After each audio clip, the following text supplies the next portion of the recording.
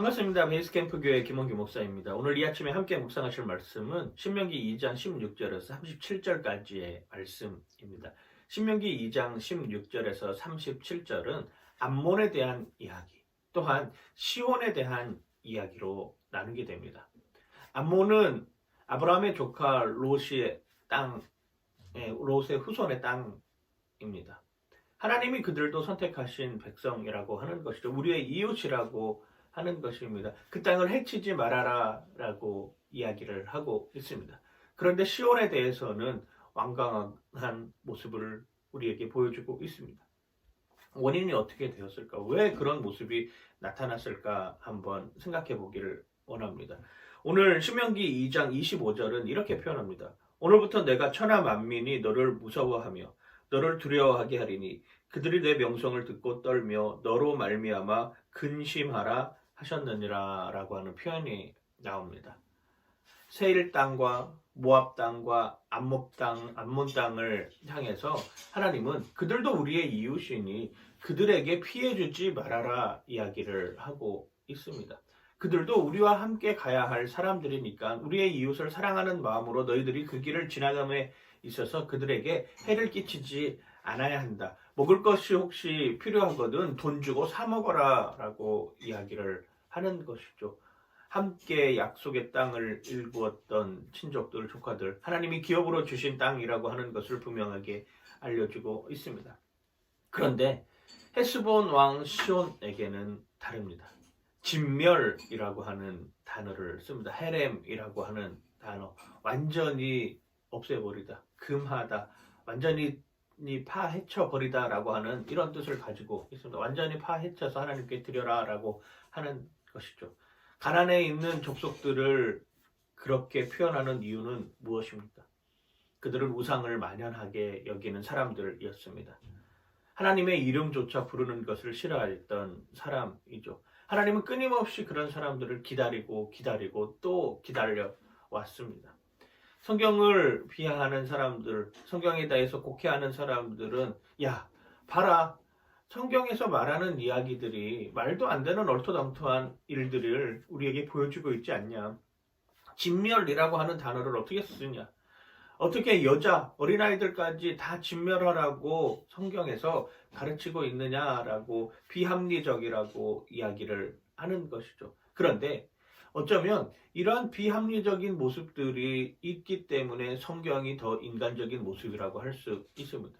오늘의 사회를 보십시오. 합리적이라고 생각하는 사람들, 합리적이라고 말하는 사람들의 이면에 내면에 쓰고 있는 그 가면을 우리는 수없이 많이 보고 있습니다.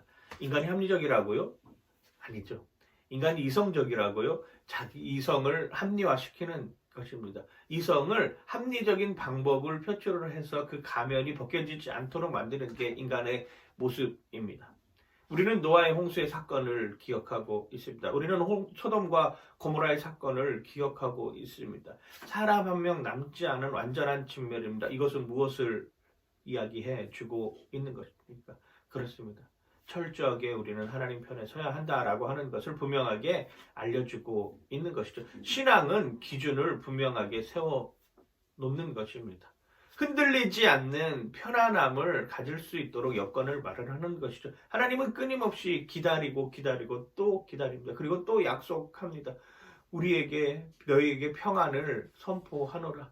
시온 왕에게도 마찬가지였습니다. 이스라엘 백성들은 사람을 보내어서 우리가 화평하기를 원합니다. 우리가 화평하게 그 왕의 길로 가기를 원합니다 라고 이야기를 하고 있었던 것이죠. 그런데 시온 왕은 어떤 모습이죠? 완고하고 완강하였다.